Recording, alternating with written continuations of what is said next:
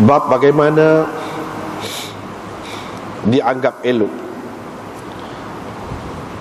mentartilkan bacaan ataupun membaca Al-Quran dengan baik.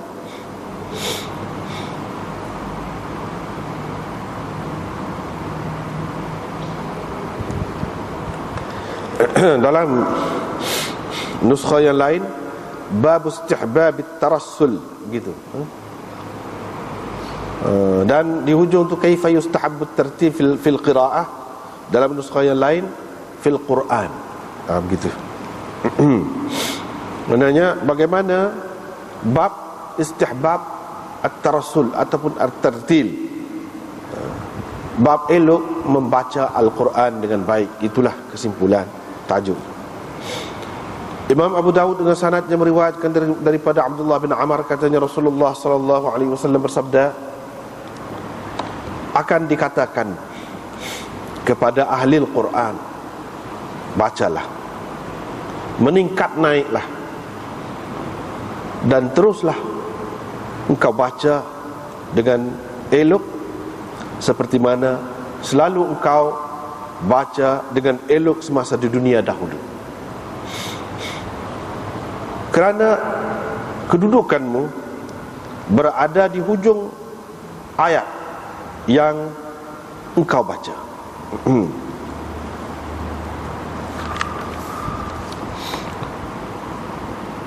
Dengan sanadnya Imam Abu Dawud meriwayatkan daripada Qatadah, katanya saya bertanya Anas tentang bacaan Nabi SAW. Anas menceritakan, katanya, kana yamuddu maddan, Nabi SAW memanjangkan dengan elok, memanjangkan dengan sempurna bacaannya. Dengan sanadnya Imam Abu Dawud meriwayatkan daripada Ya'la bin Mamlak, dia telah bertanya Salamah tentang bacaan Rasulullah SAW dan sembahyangnya. Maka Salamah menceritakan, Salamah berkata, wa ma lakum wa salatahu, manalah nak sama sembahyang kamu dengan sembahyangnya.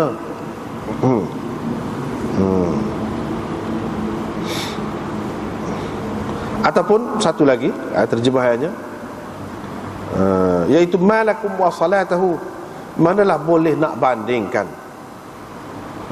kamu, sembahyang kamu dengan sembahyangnya. Itu yang kedua.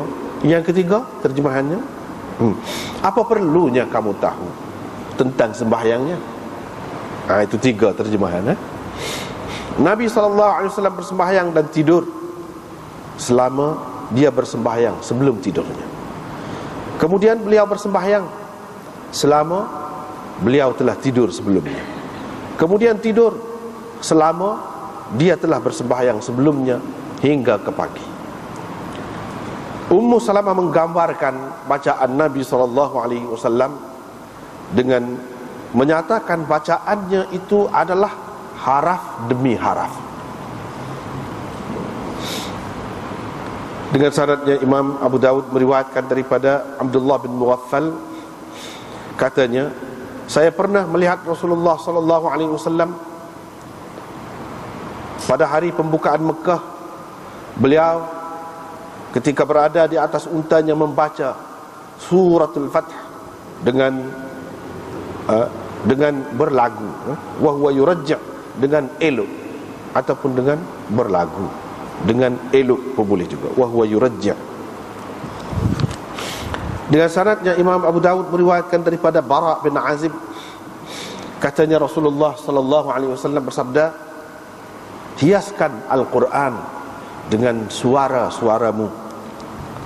Dengan sanadnya Imam Abu Dawud meriwayatkan daripada Sa'id bin Abi Sa'id, katanya, satu lagi daripada Anas, daripada Sa'ad bin Abi Waqqas, katanya Rasulullah SAW bersabda, bukan dari kalangan kita orang yang tidak melagukan Al-Quran, orang yang tidak membaca Al-Quran dengan berlagu ataupun dengan elok bertajwid. Satu maknanya. Yang kedua, bukan dari kalangan kita orang yang tidak berpada dengan Al-Quran, yang tidak merasa cukup dengan Al-Quran, tidak berasa kaya dengan Al-Quran. Itu beberapa terjemahan. Riwayat daripada Sa'ad, katanya Rasulullah sallallahu alaihi wasallam bersabda, sama seperti riwayat yang tersebut sebelum ini lafaznya. Dengan sanadnya Imam Abu Daud meriwayatkan daripada Ubaidullah bin Abi Yazid, katanya,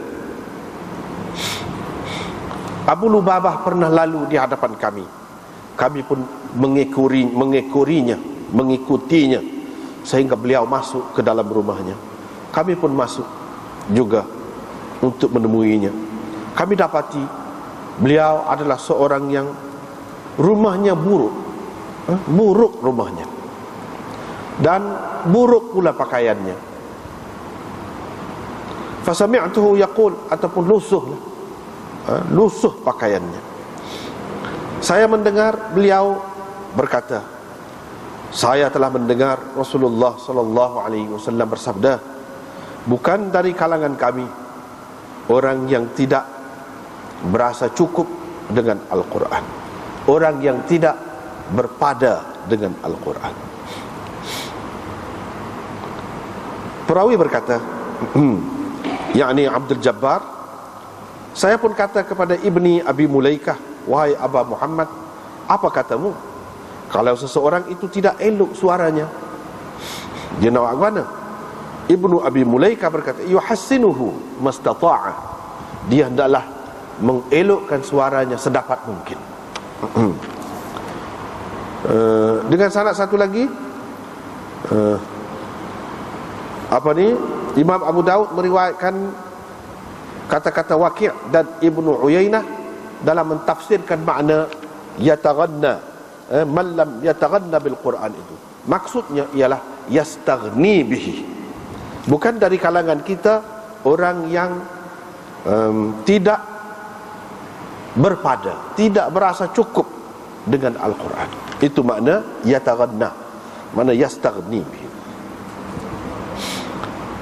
Dengan sanadnya Imam Abu Daud meriwayatkan daripada Abi Hurairah bahawa Rasulullah sallallahu alaihi wasallam bersabda, Allah tidak mendengar sesuatu seperti mana didengarinya bacaan seseorang nabi yang elok suaranya ketika dia melagukan Al-Quran ataupun membacakan Al-Quran dengan elok, iaitu dengan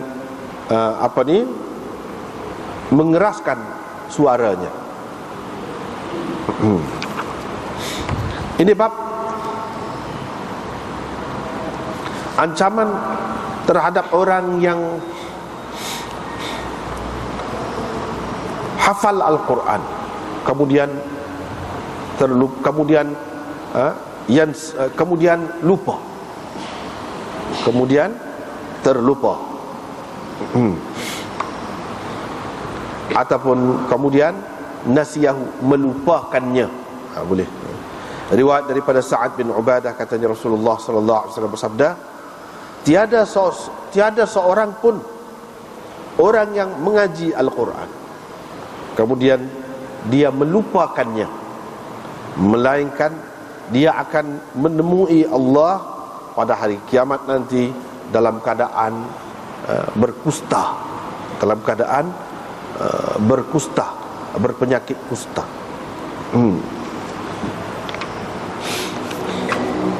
Tengok semula.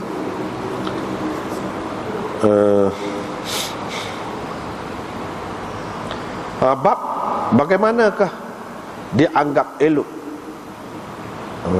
bacaan Al-Quran dengan bertajwid itu. Dalam nuskhah yang satu lagi itu lebih terang maksud dia, iaitu bab elok membaca Al-Quran dengan baik lah, dengan baik. Itu lebih terang.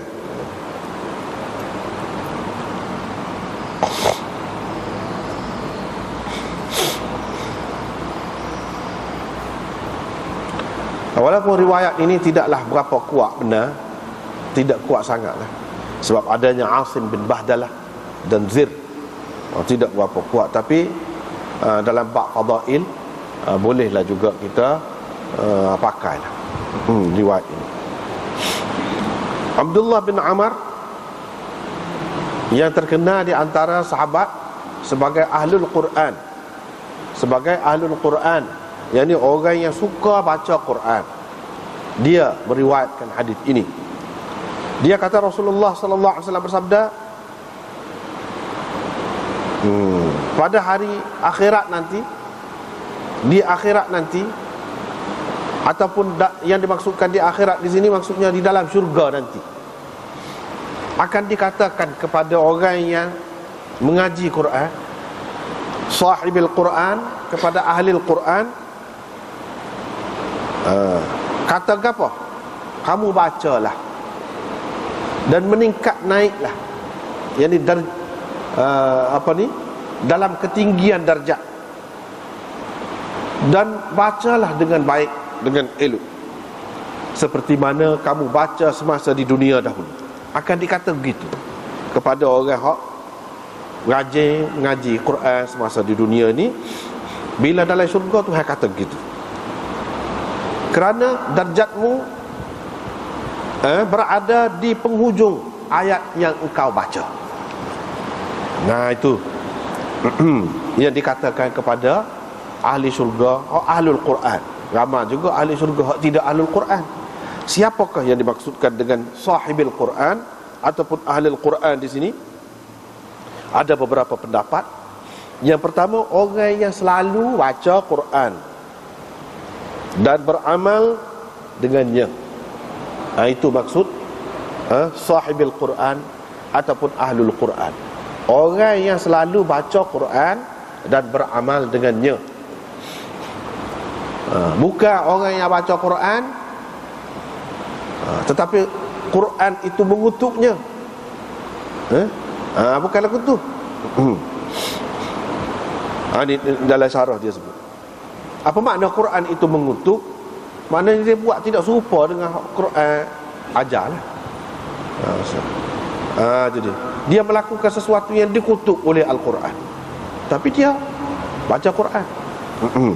Ada juga ahli tajwid, dia kata ramai orang yang baca Quran, Quran itu duduk nak dia pasal dia tak baca dengan betul. Dia pegang dengan hadis rubba qari'il lil Quran wal Quranu yal'anuh, tapi hadis itu tidak sahih. Bahkan ramai ulama mengatakan bukan hadis itu. Itu kata-kata ulama saja, bukan hadis.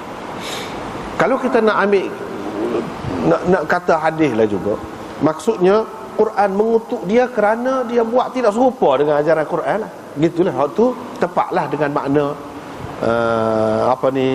Quran tu tepatlah. Dari segi maknanya tidak salah lah kalau lagu tu. Ibnu Hajar dalam Al-Fatawa Al-Hadithiyah dia mengatakan hak ni khusus dengan huffaz. Sahibil Quran yang dimaksudkan di sini, ahlul Quran di sini, iaitu orang yang hafal Quran. Khusus dengan itu. Hak dikata lagu tadi itu iaitu kata kepada orang-orang yang hafal Quran. Ini kelebihan orang menghafal Quran.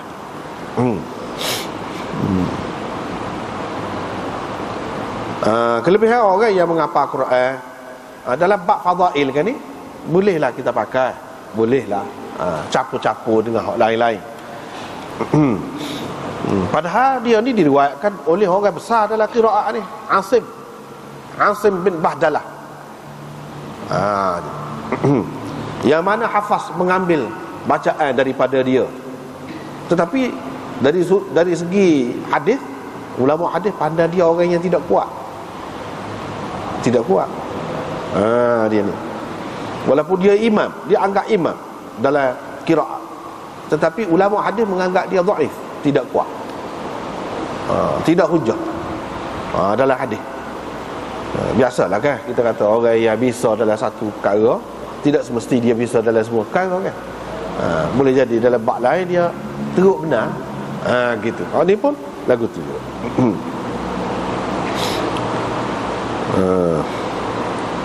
Gapo dia dikata kepada orang yang dua makna tadi, suka mengaji Quran dan beramal dengan Quran. Yang kedua, orang yang hafal Quran, iaitu kamu bacalah. Maknanya dalam syurga Tuhan suruh baca pula. Baca tu bukan baca saja, sambil naik, meningkat dalam darjat dia. Suruh baca dengan molek lah, seperti dia selalu baca dalam dunia tu. Sebab Tuhan kenal kepada bacaan dia yang elok semasa di dunia tu, sehingga Tuhan nak dengar pula, ataupun nak suruh orang lain dengar. Hak ni hak dia kenal. Bacaan lagu ni lah yang menyebabkan orang ni jadi meningkat naik darjatnya di dalam syurga. Gitu. Suruh baca. Jadi dia pun baca. Tapi baca ni bukan sebagai suatu bebanan, bukan sebagai suatu bebanan, bukan sebagai suatu yang menyusahkan dan terikat seperti mana dalam dunia ni. Tidak lagu tu. Mana dalam dunia ni kena ada adab-adab dia kan. Ada adab dia, ada air semaya misalnya. Tidak lagu tu. Bahkan bacaan itu menjadi daging darah dia, seperti mana malaikat bertasbih. Jadi baca tu tidaklah sampai menyebabkan dia ni tak ada nak menikmati nikmat-nikmat syurga yang lain. Tak. Hak lain tu buat juga. Ni bacaan yang pelik lah, tidak serupa lah, tak boleh nak bayangkan seperti dalam dunia. Jadi begitu kata ulamanya. Satu makna dia. Yang kedua, makna dianya iaitu bacalah dan meningkat naik. Bukan nak suruh baca sengerti. Bukan nak suruh baca sengerti, tetapi dia nak ayat ini adalah hasil bacaan semasa di dunia dahulu. Dapat pahala tu. Seolah-olahnya dia duduk baca semacam, padahal dia tidak baca. Bukan masa baca dah situ. Nak ayatnya amalan dia tu berterusan, sehingga seperti dia baca juga, diberi pahala. Dalam syurga tu meningkat naik. Serupa dengan orang yang sudah jadi kebiasaan sembahyang sunat kau buat benda-benda hak dia molek tu lah, tiba-tiba dia tak boleh buat. Tuhan beri juga pahala. Hak ni pun dia bukan masa baca dah, tidak nak baca gapo sana tu. Tapi Tuhan beri juga pahala baca, padahal tidak ada apa-apa bacaan. Seperti mana setengah-setengah ulama seperti Maulana Anwar Shah Kashmiri dalam menjelaskan hadis, iaitu Nabi duduk semaya dalam kubur. Nabi tidak mati. Wa nabiyullahi fi qabrihi qa'imun yusalli. Nabi Allah tu di dalam kubur dia tu berdiri duduk semaya. Apa makna? Dia kata bukan makna duduk cacat bangun semaya gitu. Bukan makna gitu. Maknanya pahala dia semaya tu kan oleh kerana hidup sangat, oleh kerana segar sangat, bermutu sangat, pahalanya itu berpanjangan, sehingga dia masuk dalam kubur tak ada semaya pun supa semaya. Supa semaya, dia dapat pahala. Dia dapat ganjaran tu, ganjaran supa semaya, supa dia hidup tak ada beza. Padahal tidak semaya dah dalam kubur tu, tak ada dah semayanya. Nak semaya lagu mana, duduk terbaring gitu sempit dalam liang lahak, nak bangun cacat lagu mana, tak timbul masalah tu. Ini satu takbir, kata dia, satu ibarat dalam hadis banyak kita dapati lagu ni. Kalau faham kaedah tu mudah, banyak perkara, banyak tempat mudah. Misalnya di sini dia suruh baca, sebenarnya tidak ada baca, tidak ada, bukan masa baca dah, tetapi diberikan pahala kepada dia seperti dia membaca atas dasar Allah SWT suruh. Supaya dalam dunia dulu, apa yang kita baca Quran, dan muka Tuhan suruh warattilil Qur'ana tartila, kita baca dengan baiklah. Hak ni pun dalam syurga tu, baca dengan baik, bukan makna baca, pahala tu diberi kepada dia. Pasal apa? Pasal benda ni semasa hidup dia jadi daging darah, sebati benar dengan dia, mesra benar dia dengan Quran ini, seperti mana Nabi mesra dengan sembahyang.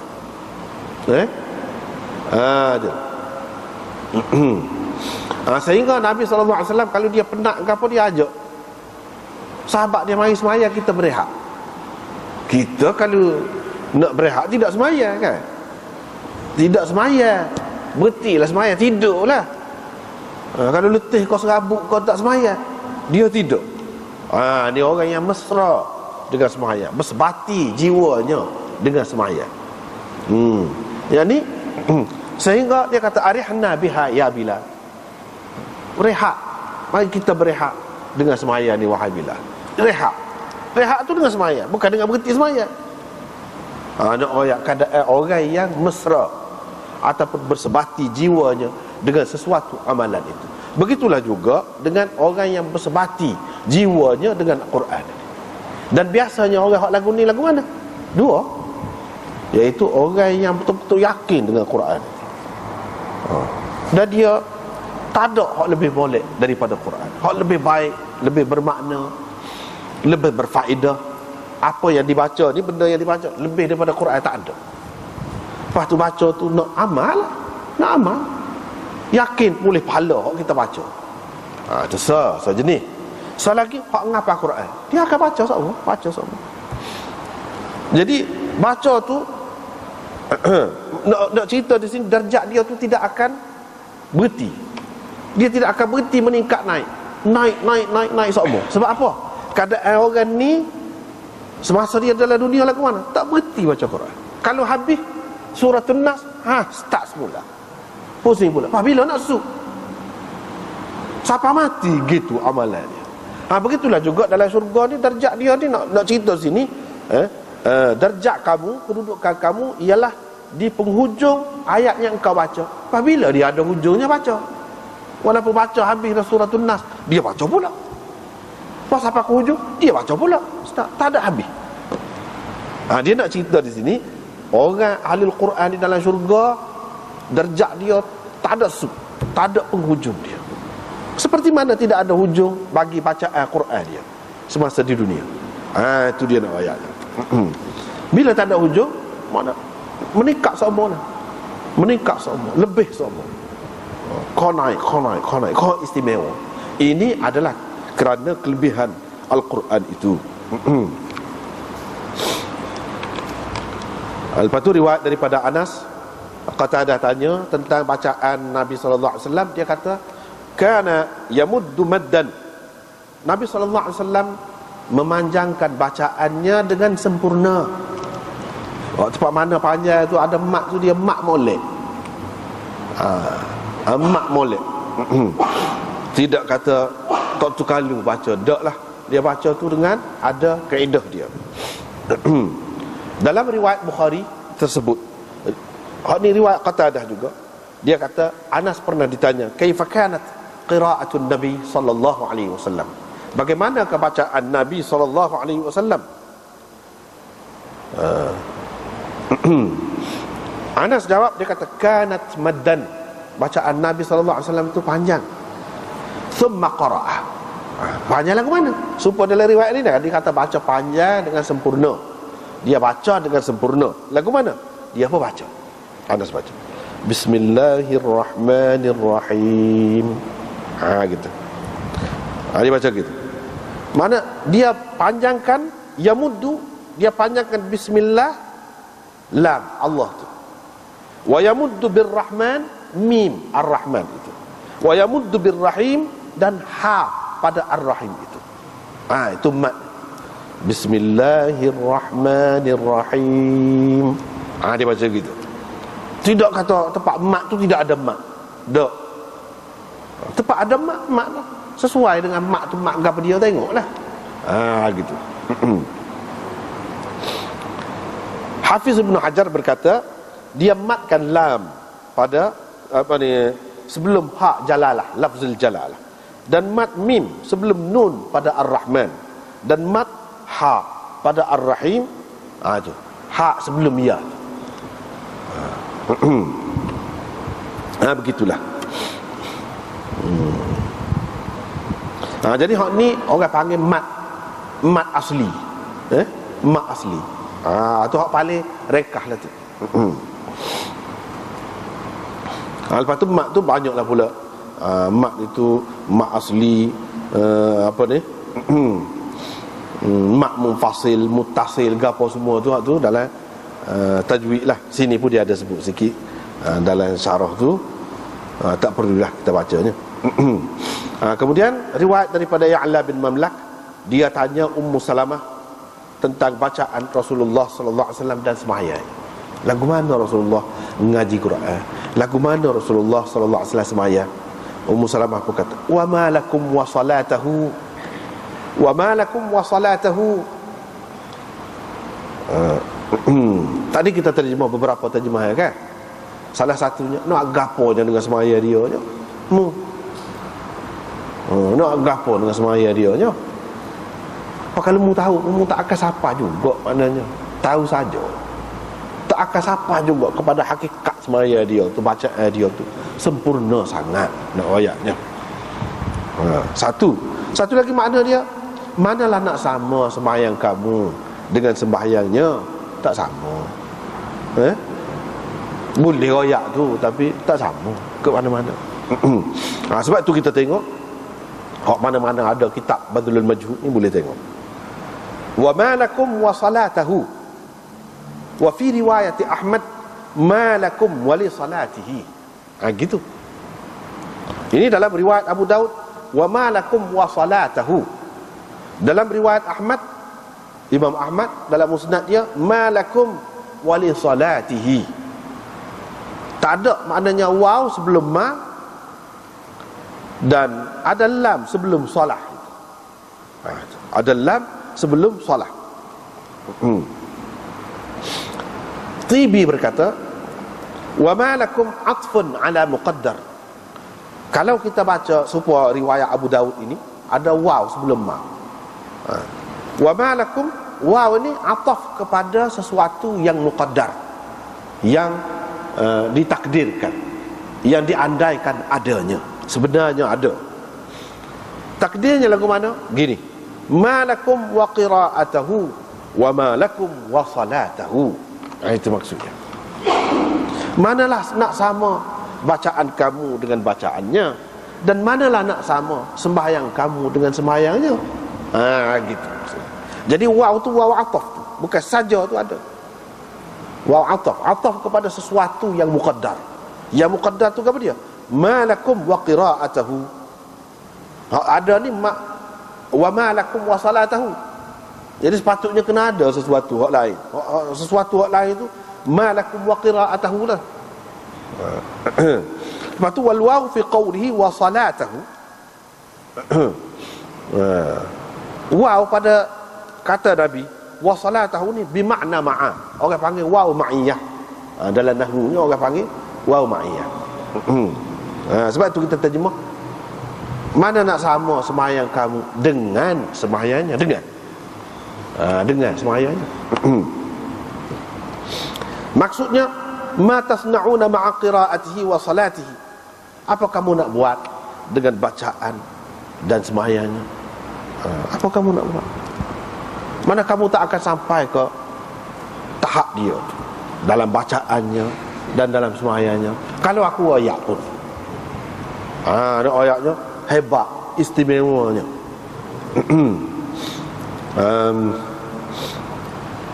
Yang kedua maknanya, apa yang kamu bolehnya kalau diceritakan bacaan dia dan semaya dia pun, sebabnya kamu tak akan mampu buat seumpamanya, buat serupa dia tu.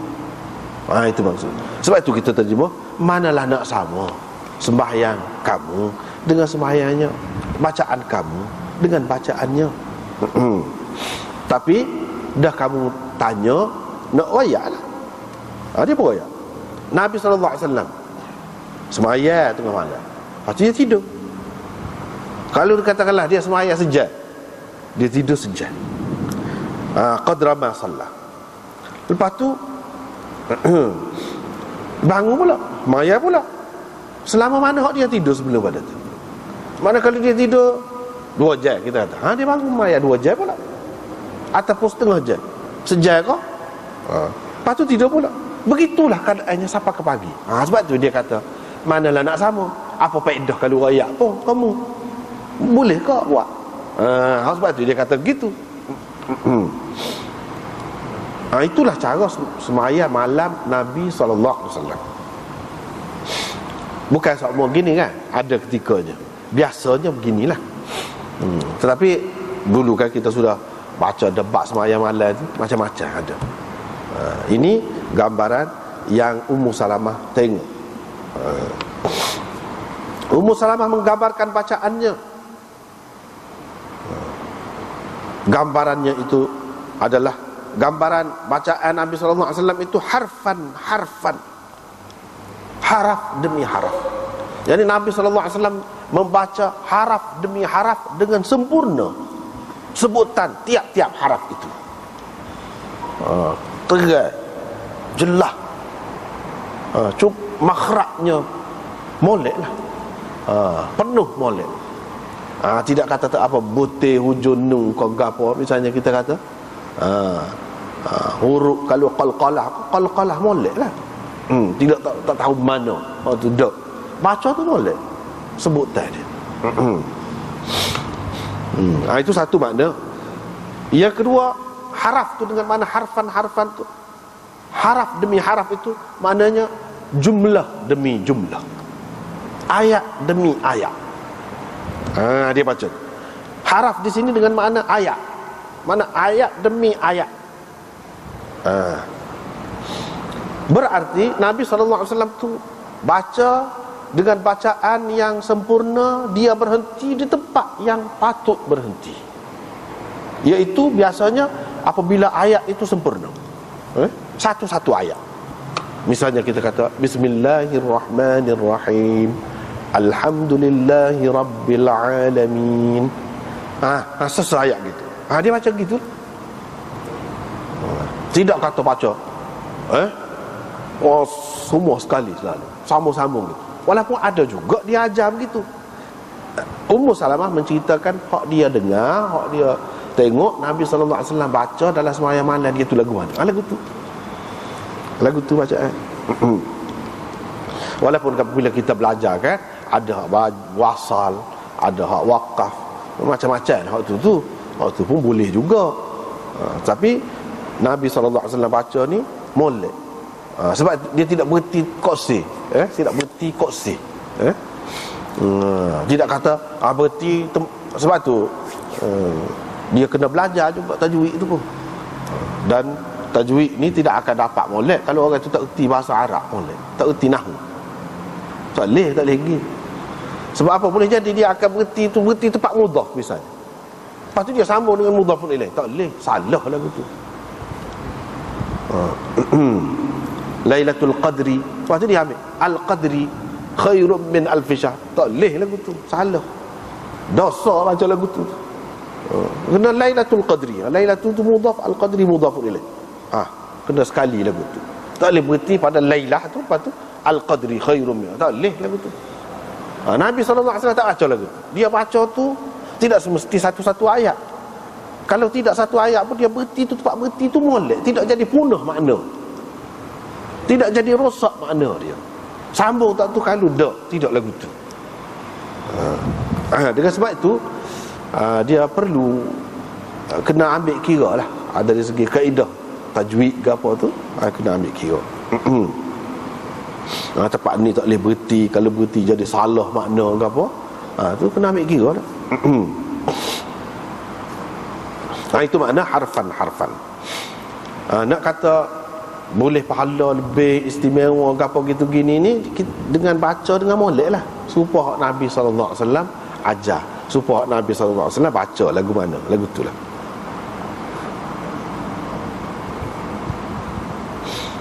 Riwayat daripada Abdullah bin Mughaffal katanya, saya lihat Rasulullah SAW pada hari pembukaan Mekah, ketika dia berada di atas untanya membaca suratul Fath sambil dia berlagu atau baca dengan elok. Baca berlagu ni bukan makna ikut lagu, ikut rentuk, ikut dah buat kod sedak, sesuai dengan tajwid lah, sesuai dengan kaedah dia. Dia baca dengan tarjih. Dengan tarjih tu dengan mengulangi haraf, setengah-setengah haraf yang dibacanya itu. Itu maknanya yurajjih, asal makna dia. Tapi di sini makna baca dengan elok, baca dengan elok. Dalam riwayat yang lain disebut iaitu riwayat Abdullah bin Mughaffal yang lain disebut, Abdullah bin Mughaffal sebut gitu. Maknanya alif tu tidak tak, tapi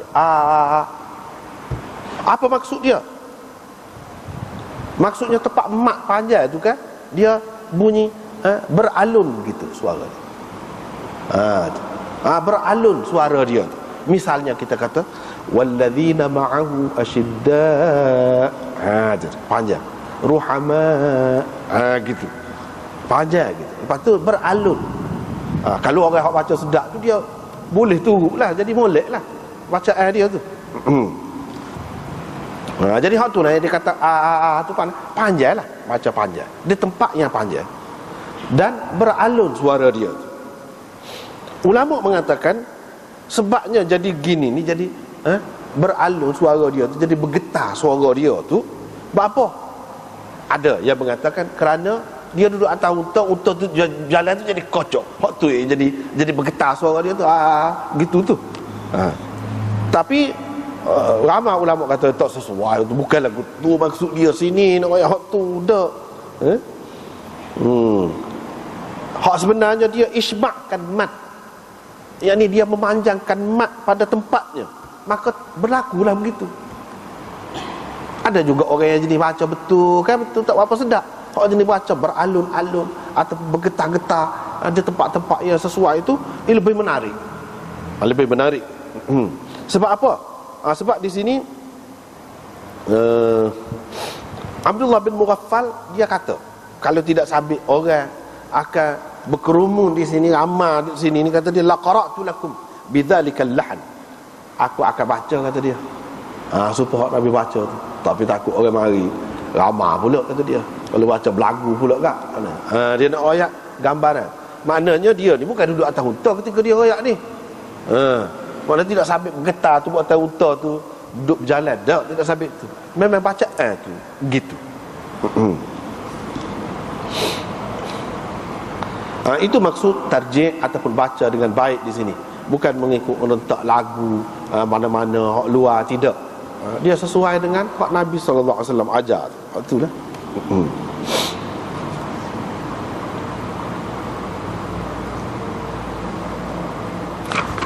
Riwayat daripada Bara bin Azib katanya Rasulullah SAW bersabda, hiaskan Al-Quran dengan suara-suara kamu. Kamu comelkan Al-Quran itu dengan suara-suara kamu. Kalau ada suara tu, gunalah suara dia supaya jadi comel lagi Quran. Quran tu comel dah, makna dia, bunyi dia tu pun biar molek juga, biar comel juga. Hak tu hak Nabi naknya. Hak tu hak Nabi nak.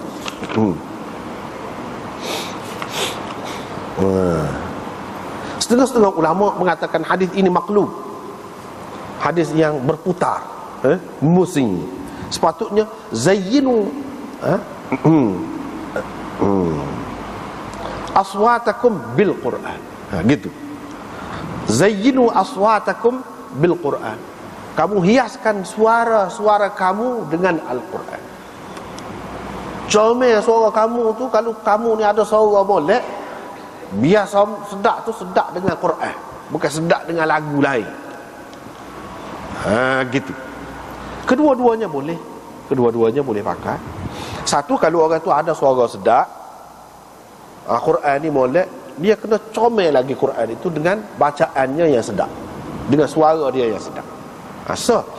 Yang kedua, suara kita ni baru jadi comel sebenarnya, baru ada makna, ada nilai di sisi Allah apabila kita lagukan Al-Quran, apabila kita baca dengan suara yang indah tu Quran. Jadi suara kita tu jadi comel di sisi Allah. Kalau tidak comel di sisi Allah, nyanyi koksi, tidak jadi comel, boleh mendatangkan dosa pula.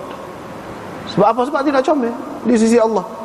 Jadi hak ni maksudnya nak suruh comel suara kamu dengan apa dia? Dengan Quran, bukan dengan benda lain. Mana kalau nak berlagu-lagulah dengan Quran, bukan dengan benda lain. Maksudnya gitu.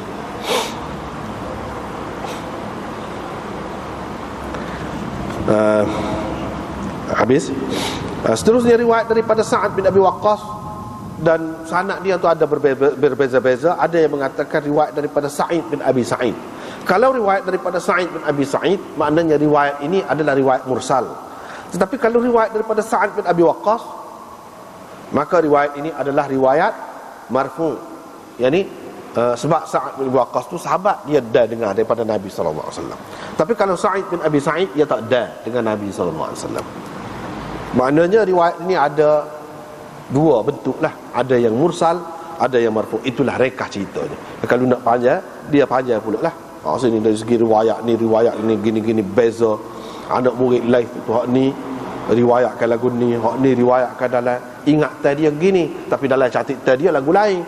Seperti kata Qutaibah, tok guru kepada Imam Abu Daud, dalam kitab saya memang daripada Sa'id bin Abi Sa'id, tetapi tadi dia telah riwayatkan daripada Sa'ad bin Abi Waqqas.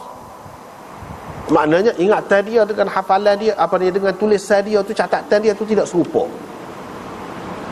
Tidak serupa.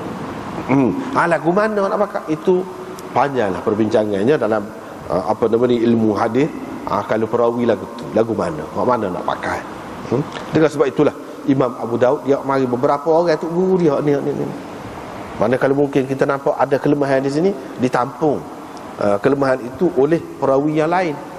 Walau bagaimanapun dia mari hak mula-mula tu, hak lebih kemahnya iaitu hak Sa'ad bin Abi Waqqas.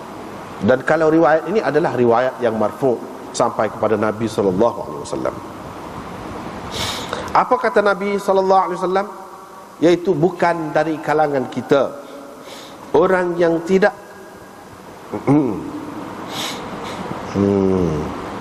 berlagu dengan Al-Quran. Riwayat satu lagi supaya tu juga daripada Sa'ad, supaya tadi juga. Orang yang tidak berlagu dengan Al-Quran. Mana tidak berlagu ni, tidak baca dengan bertajwid, dengan tartil. Itu hak tepatnya, semua terima kalau hak tu. Maksud lagu tu. Lepas tu kalau lagu ni tu hak kemudian. Lagu hak sebenar yang dimaksudkan di sini iaitu sesuai dengan tajwid dan tartil yang Nabi sallallahu alaihi wasallam ajar. Mengikut kaedahnya. Waktu itu maksud berlagu. Dengan sendirinya dia jadi berlagu. Dan berlagu setara tu cukup dah. Kalau nak kira, orang panggil berlagu dah lah tu. Tidak mesti jadi tukar lagu. Tidak semesti jadi tukar lagu, jadi qari sahur benar tu. Tak, waktu tu tidak mesti gitu. Hak biasa ni pun kalau baca mengikut tajwid molek, mengikut kaedah molek, dia sudah berlagu, dia tu orang panggil. Bukan maksud lagu ni cara letak gini nah, pekuk lingo dah. Tidak lagu tu, tak mesti gitu. Satu makna dia. Satu lagi maknanya, bukan dari kalangan kita orang yang tidak berpada ataupun tidak merasa cukup dengan Al-Quran. Tak merasa cukup. Hak ni ramai ulama terima ni. Makna ni. Kebanyakan ulama terima hak ni.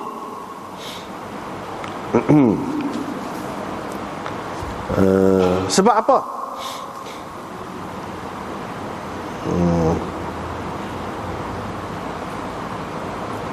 Pada muka surat 310 cuba kita tengok. Man lam yataghanna bil Quran. Dia mari beberapa makna. Aw lam yastaghni bihi an ghairihi. Ataupun tidak berasa cukup dengannya. Tak perlu dah kepada hak lain. Ada beberapa makna.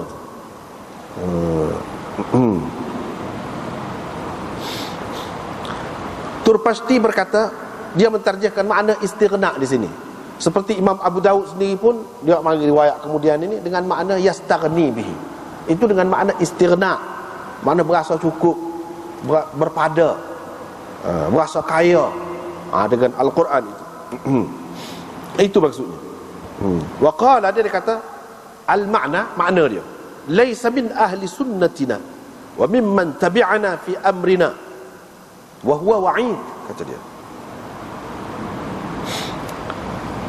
Bukan dari kalangan kita, mana orang yang mengikut sunnah kita, dan bukan orang yang mengikut kita dalam ajaran kita. Ini Nabi kata gini, ni kata dia ancaman ni, wa'id ini. Padahal kita semua tahu, semua umat tahu, tidak ada khilaf orang yang mengaji Quran ni boleh pahala kalau dia mengaji. tak berlagu pun, ngaji biasa begini boleh pahala, min ghairi tahsini sautihi, walaupun suara dia tak sedap setara mana pun, walaupun dia tidak berlagu pun boleh pahala. Bagaimana kita nak pakai dengan makna berlagu? Kalau makna berlagu ni, cara berlagu hak kita faham lah, hak orang ramai faham. Sebab qari-qari hak taning tu lah baca tu, hak tu lah maksud berlagu. Kalau baca saja gitu tidak berlagu. Dia kata kalau kita pakai dengan makna berlagu, rusak. Sebab apa? Sebab orang hak mengaji Quran walaupun tidak dengar berlagu, hak kita maklum berlagu dalam uruf kita. Maknanya orang hak baca saja gitu termasuk jugalah bukan ahli sunnah. Bukan dari kalangan kita. Nabi kata itu ancaman besar berat tu.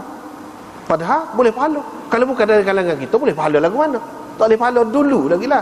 Dan mungkin tidak mengikut cara kita. Ini boleh pahala.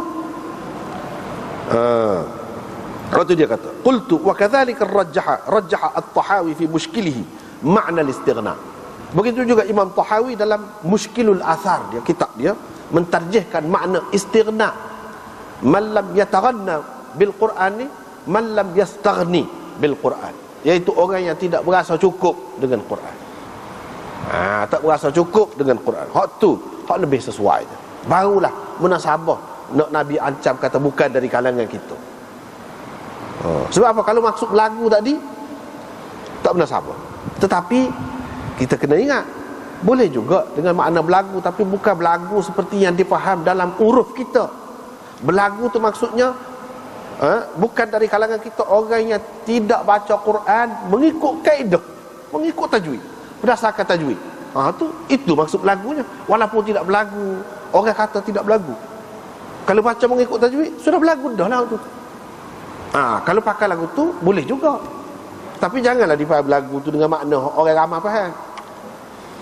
Berlagu ni bacanya maksudnya baca mengikut tajwid, mengikut kaedah yang digariskan oleh ulama-ulama kita. Gitu maksudnya.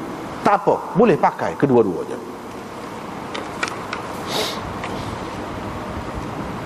Maksud orang yang tidak berasa cukup dengan Quran ni lagu mana? Berpada dengan Quran. Berpada dengan Quran dan tidak berasa cukup dengan Quran. Mana duduk cari hak lain lagi. Duduk cari hak lain lagi. Berasa Quran ni tak padat. Kalau nak buat apa-apa. Kalau nak buat apa-apa, nak buat peraturan kau nak apa kau, Quran ni tak padat lagi. Bukan dari kalangan kita hak lagu tu. Kena ambil hak lain. Misalnya dalam membentuk akhlak, dalam membentuk peribadi generasi muda, kita ambil tak padat. Padahal Quran ni ada. Tak padat dengan hak tu. Kita ambil tu orang barat, orang gapo ni hak tidak Islam pun. Hak tu. Padahalnya dalam Quran ni cukup, dah lebih pada cukup. Kalau ikut molek, royak molek. Dari segi akhlak, dari segi perangai peribadi gapo cukup dah. Bukan dari kalangan kita hak lagu tu. Hak kita sungguh, kalau lagu tu nampak kebesaran orang, nampak kebesaran orang, kelebihan orang. Kalau nak belajar nego kau dengan dia boleh dari segitu hak dunia ni. Nak mengajar beki kereta kau tak, kita kata boleh. Tapi kalau nak bentuk akhlak, Nabi itu orang hak nombor satunya yang membentuk, membina akhlak, membina peribadi umat. Tiba-tiba kita tak berasa tak pandai dengan hak tu. Nak ambil hak lain. Ambil hak lain tu bahaya dia tu ada belan-belan. Bahaya dia. Lama-lama kita jadi kagum dengan demo tu. Sebab demo tu bisa setara mana pun kalau dia tidak Islam juga. Tak sebenar. Akhlak dengan orang saja. Pada dengan Tuhan, dia sendiri pun tak tahu mana. Banyak belajar lagu tu. Hakikat dia sebenarnya tak lagi. Cukup dengan Quran. Cukup dengan Quran.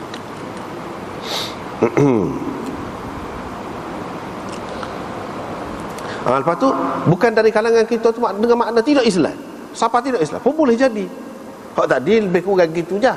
Kalau dari segi akhlak tu bukan dari kalangan kita, sebab kita tengok sahabat yang hebat-hebat yang telah membentuk sejarah, mencipta sejarah, dia ikut apa? Tak ada benda lain, Quran. Dia ikut apa? Tak ada benda lain selain daripada Quran. Lepas tu kita nak ikut sana sini pun jadi gapo? Jadi apa juga. Itu maknanya kita lupa hakikat sebenarnya. Hakikat sebenarnya. Dan boleh jadi sampai ke peringkat laisa minna tu bukan dari kalangan kita tu, tidak Islam. Mana kalau menganggap Quran ni tak padat. Undang-undang kalau nak buat kena undang-undang orang kafir, hak kafir buat. Tidak berpada dengan Quran. Hak nu kena ambil hak ni sikit-sikit ambil hak mana perlu. Hak mana kita berasa molek. Kita berasa sesuai. Hak tidak berasa sesuai kita tak sepakat. Bahkan kita tuduh, kita kata macam-macam pula. Tak majulah, mundurlah, balik ke zaman, untalah, macam-macam kita kata. Kalau lagu tu laisa minna tu maknanya laisa min ahli millatina, bukan orang Islam. Kena mengucap semula tu kalau lagu tu. Rosak dah tu akidah. Tak boleh.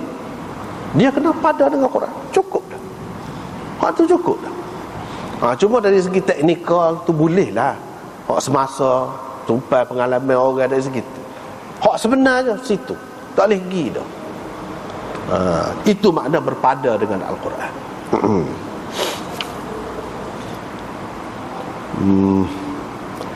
Seterusnya cerita Ubaidullah bin Abi Yazid, dia kata Abu Lubabah lalu depan kami. Kami pun tu pergi ikut dia, masuk jumpa dengan dia. Kami dapati dia ni, rumah dia nya buruk. Baju dia pun, pakaian dia pun, nampak rupa dia pun, nampak teruk lah. Tidak kemah, pakai baju saik kita kata, air wanginya, semerbak, tidak lagu tu. Bergaya, tak ada. Nampak pakaian dia tu pelusuh gitu je. Lepas tu dalam banyak-banyak dia duk cerita tu, dia kata aku dengar Rasulullah sallallahu alaihi wasallam bersabda, bukan dari kalangan kita orang yang tidak berasa cukup dengan Al-Quran. Man lam yataghanna bil Quran, orang yang tidak berlagu membaca Al-Quran. Makna berlagu tu seperti tadi lah, seperti kita sebut tadi. Ataupun tidak berasa cukup dengan Al-Quran. Di sini boleh dipakai dua makna tadi. Kedua-dua makna tu boleh.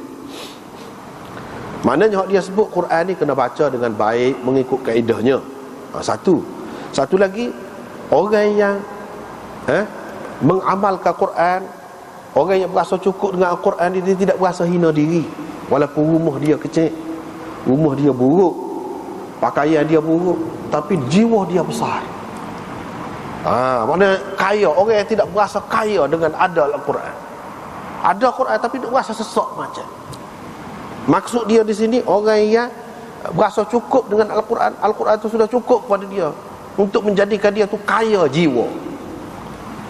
Kaya jiwa maksud di sini. Sebab dalam hadis Nabi sallallahu alaihi wasallam hak lain, Nabi sallallahu alaihi wasallam bersabda, "Laisal ghina an kathratil 'aradi, walakinnal ghina ghina an-nafs." Bukan kaya tu disebabkan banyaknya harta benda, tetapi kaya sejati ialah kaya jiwa. Jadi Abu Lubabah menggambarkan hak Nabi royak itulah. Maknanya dia hidup gini, tidak kata dia kecewa, tidak kata dia susah hati, tidak kata dia ni berasa ketinggalan. Tak. Sahabat-sahabat dulu lagu tu lah. Bahkan jiwa dia tu cukup besar, kuat. Sehingga orang kafir lemah menghadapi orang Islam. Tapi dia tu secara peribadinya lagu tu yang hidup selekeh, orang kata selekeh, nampak tidak ada nampak hebat, nampak tak ada. Tapi tak apalah, kalau orang biasa ni boleh jadi dia bergantung kepada keadaan, dia merasa hina diri dengan sebab benda-benda tadi. Sebab apa? Sebab dia tidak kaya dengan Quran. Tapi kalau orang ada Quran, dia tidak ada jiwa lagu tu. Tak ada duduk jadi rendah diri kerana benda-benda luar saat ni, benda-benda sampingan, benda-benda kecil, benda-benda dunia. Tak ada lagu tu. Tengok sahabat ni. Jadi kedua-dua makna tu boleh dipakai.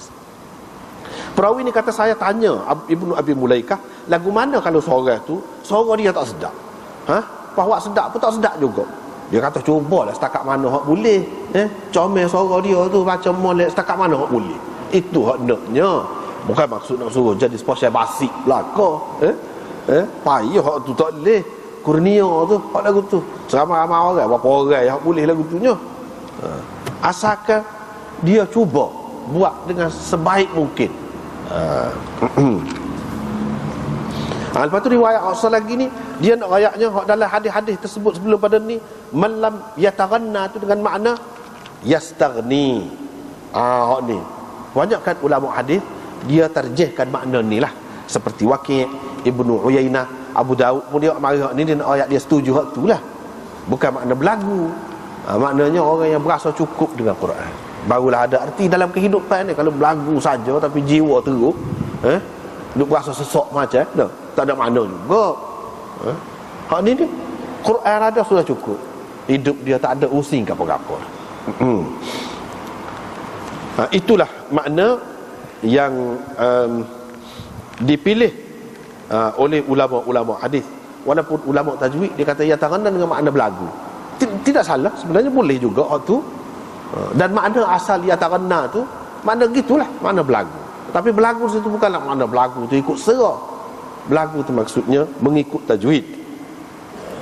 Bahkan di sini kalau kita tengok muka surat dalam syarah ni 313. Yataghanna bil Quran, Azhari berkata, kita pakai yataghanna man lam yataghanna bil Quran dengan makna istighna itu silap, kata dia, dari segi bahasa. Dia ahli bahasa, Azhari. Dia kata silap sebab taghanna yataghanna makna berlagu, bukan taghanna yataghanna itu dengan makna istighna, makna berasa cukup, berasa kaya, berasa pandai. Dak intaha, habis. Tetapi silap dia. Azhari saat ni, ahli lughah saat ni, dia kata lagu tu silap sebab dari segi bahasa tidak, yataghanna tu tidak dengan makna yastaghni itu silap. Sebab apa? Dalam An-Nihayah ni kamus hadis yang terkenal daripada dulu, orang guna hak tu lah, karangan Ibnul Athir, kamus hadis An-Nihayah. Dia kata rajulun rabataha taghanniyan ay istighna'an biha an talab minan nas, wa man lam yataghanna bil Quran ay man lam yastaghni bihi an ghairihi, wa fil qamus taghannaitu istaghnaitu. Mana dia? Tu. Dia main bahasa lah, sama-sama lawan bahasa.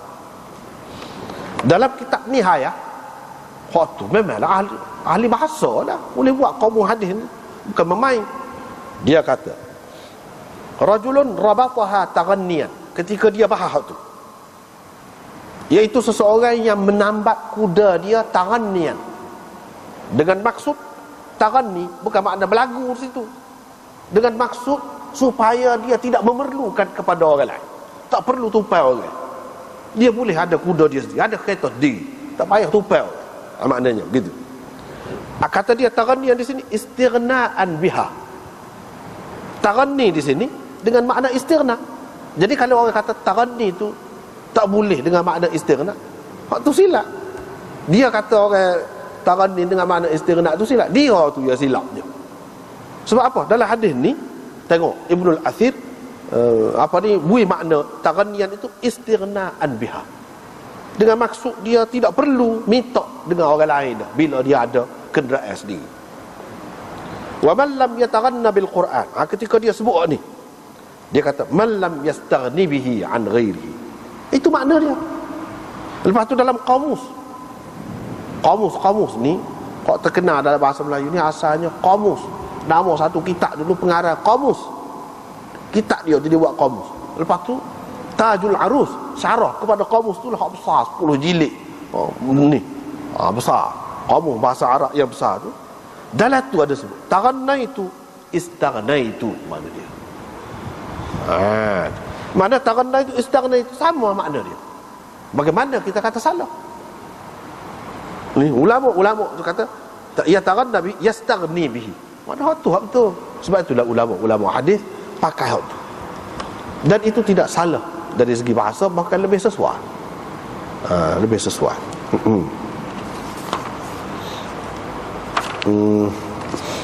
Nampaknya sekat itulah dulu. Wallahu a'lam.